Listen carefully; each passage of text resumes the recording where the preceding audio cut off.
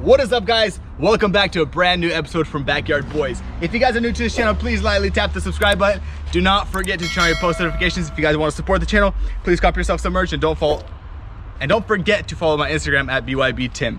All right, guys, we are back on the RS3. We're gonna have some pretty consistent content on this thing. I did show you guys in the last episode regarding our oil filter housing and our ECU. As you guys can tell over here, it is completely smashed up. It was supposed to be right here, but it's completely broken.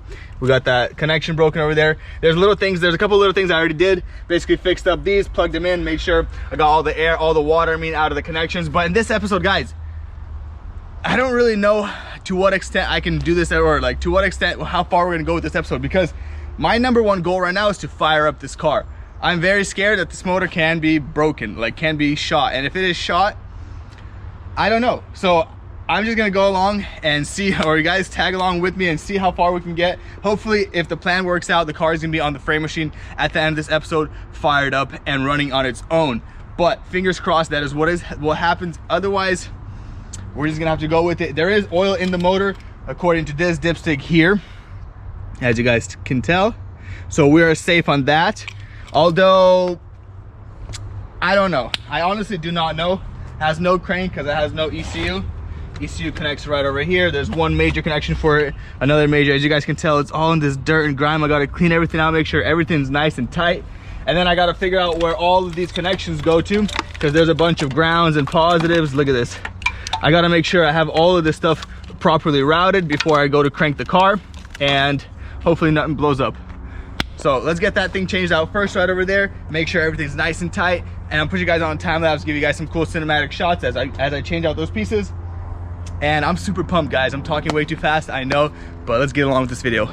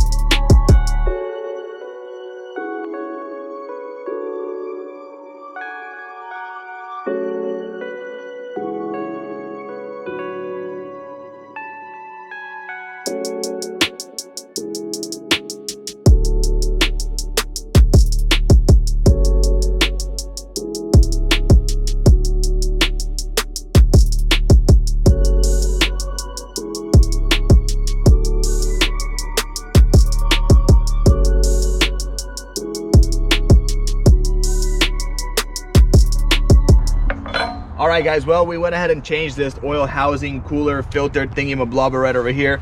Here's the old one, completely broken, disintegrated. I went ahead and rewired this harness over here, or this connector, this pigtail. Everything's nice and tight. Now what I'm gonna do is go ahead and change this piece right over here, just because it's damaged, and while I'm here, might as well change it. And then after that, we're gonna start working on getting the ECU into its position, getting it figured out with the wiring, because I do want to hear this engine fire up. We're very close to getting it fired up, guys, so stay tuned for that. We're gonna actually go ahead and pull this back off, add some oil in here, that way it has no dry simp of oil or anything, doesn't sip any dry oil. So let's keep working.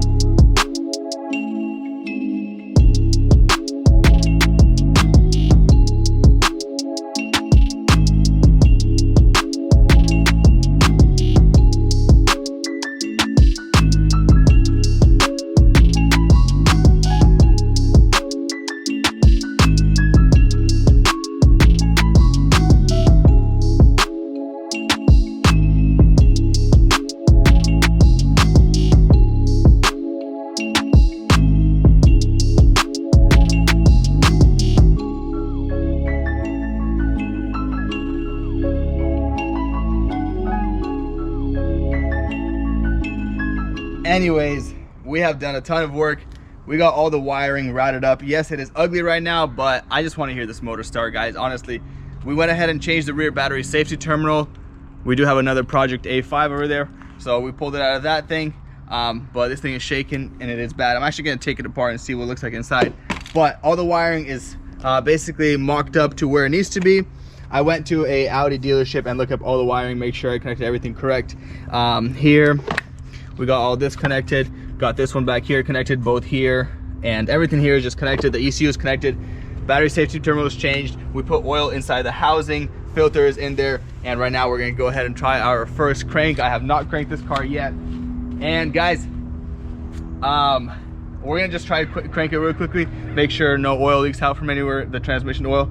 But the only other reason why this car won't start right now or won't crank is because the ECU needs programming. I'm not an expert in ECU stuff or anything like that, so I don't know for sure. We're gonna go back here, make sure the battery is on. Battery is on. And dude, I'm so I don't know what to even think right now. Oh. 3, 2, 1.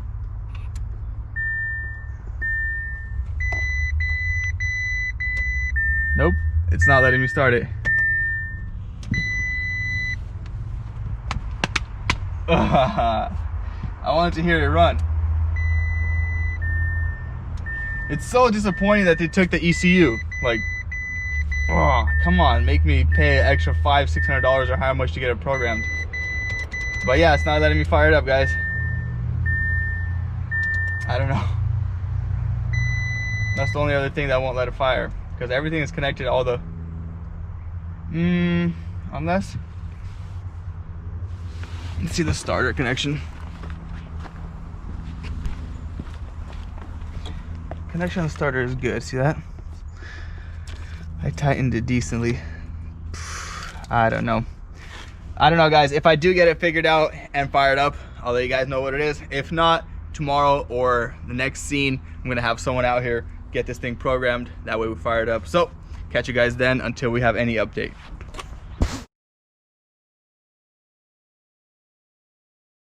All right, guys, well, we have got our RS3 all programmed.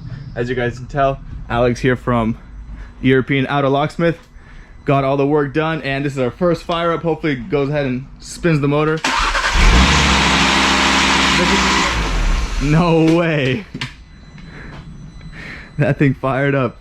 I didn't want to run it for too long because I do have a lot of pipes that are still off, but the hopes of this engine running and this car being on its feet again are very high. All right, guys, this is gonna be part 2 of starting the engine up. The reason why I was like knocking and kind of ticking the first time is because the vanos and the solenoids, all the oil in the motor sank to the bottom. So now that we started up, all that stuff flew up, basically got distributed everywhere it needs to. So let's go ahead and fire up the second time. Listen to this thing. This thing actually sounds like a dream. It sounds nice and quiet. Whoa. It has, that's good. Basically, it has no intercooler, as you guys can tell. So that's why it's like bogging out. But guys, I want to give a humongous shout out to my guy, Alex, right over there. So if you guys are in Seattle area, basically I would say maybe, I don't know, 40 miles south and north, this is the guy right over here, European Auto Locksmith. He does anything mobile service, from programming to keys to mobile keys, cutting, anything you guys need on your car. And as you guys can tell just right there, he just programmed my ECU on the RS3. So this guy, don't limit him, he will do anything you guys need. And he's been to my place a couple of times for programming keys and this and that. 100% success rate, amazing quality, everything is there. There was no problems, no hesitation, and always on time. Amazing service, guys. Hit him up. Here's his phone number right over there. And that is that. Let's go back and work on the RS3. Guys, am I excited. This thing fired up. Honestly, I was scared. This thing, the oil was busted out of here, missing ECU. I don't know, it's just too many things that just made me think that this motor would not fire up. You guys may ask me right now, why is the car on the frame machine? How did it get up here? I'm not sure if I told you guys in this video, but in part 3 I did tell you guys, or maybe I did in this video, not sure just yet, because I'm recording part 2 and 3 basically at the same time, because part 3 is the framework, and as you guys can tell, the majority of the frame is already straight. So if you guys are interested in seeing how this was pulled out and what we did to get this pulled out, because both these frame rails were completely shot that way, this one was like cracked at an angle like this, it was pretty bad. We're still not done with it, but we had 8 guys push the car up on the frame machine, and the guy Alex from European Auto Locksmith, he was actually out of country or out of town for the week. Last week he was in New York or wherever, and that just gave me the ability to do the frame. Basically, I had one time, I'm sleepy right now because I had to wake up at 7 a.m. for him to come and get this programmed, which humongous shout out to Alex, bro, you're amazing, I'm gonna tell you that. So basically these two part 2 and 3 is kind of intertwined with each other. That's the way I had to do it, because I didn't want to just waste a week of this car sitting outside while the frame machine was empty and I can be doing that frame rail. So guys, let me give you guys a little bigger update on the car. I got this steering wheel pulled off, the airbag. Guys, that was such a pain in the butt, it's insane. The driver knee airbag down there is replaced, and all I need to do for the inside is the airbag. I did replace the safety battery, or battery safety terminal back here on the battery. Battery's actually charging right now. The safety terminal is under here. So that's the reason why the car started up, obviously, because with that BST, the battery safety terminal of the car wouldn't start up as soon as airbags blow. That fuse over there, it's a fuse, I think. On BMWs, it's a battery safety terminal. On Audis, it's a fuse considered.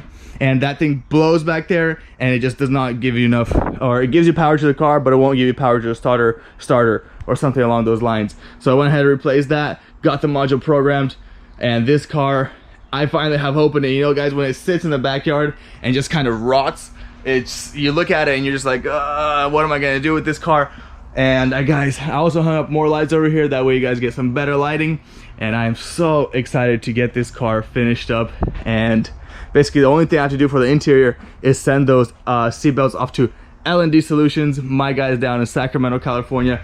Those guys know exactly what they're doing. They're gonna make those seatbelts look amazing and work perfect. The thing is with the seatbelts, guys, I was planning to do this red sides on the seatbelts, and then I realized they came in factory, so maybe I should just do full red seatbelts. Let me know, that'd be actually pretty cool, full red.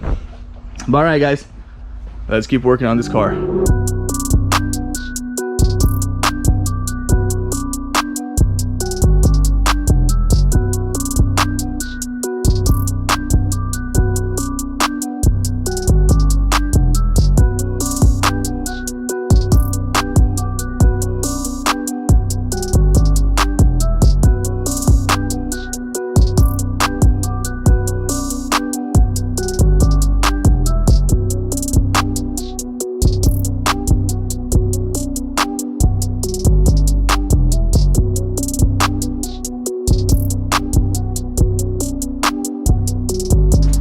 Alright guys, well, as you guys must have seen in the last scene, we got all the seatbelts pulled out of the car and we're going to send them off to L&D Solutions. Go ahead and comment down below if I should leave the red like pinstriping whatever on the sides of the seatbelts, or make the whole entire seatbelt red, which I think will look pretty darn good. But guys, if you do want to see how we got to this part of the car, just stay tuned for the next video. Next Sunday we're going to release how we did the framework, make sure everything fits. I still have a headlight and a hood to test fit, but I'm almost done with the framework. But guys, my goal for this episode was to get the car onto the frame machine, which we did without the motor. We had 8 dudes push the car up here. The second thing, well, the main thing on this episode was start the motor up. And guess what, guys? We got it started up. Thank God everything works. Sounds like the motor is in sound. We still have a couple more parts coming in, so stay tuned for part 3. But with that being said, thank you guys so much for all the love, all the support of this channel. If you guys do want to support the channel, please copy yourself some merch right over here. I will actually, this is the old one, the GTR one. I do want to update some of the merch. I've been doing other things, which I will tell you guys here in a little bit, so stay tuned for that as well. Anyways, with that being said, you guys have a blessed day, and I am out.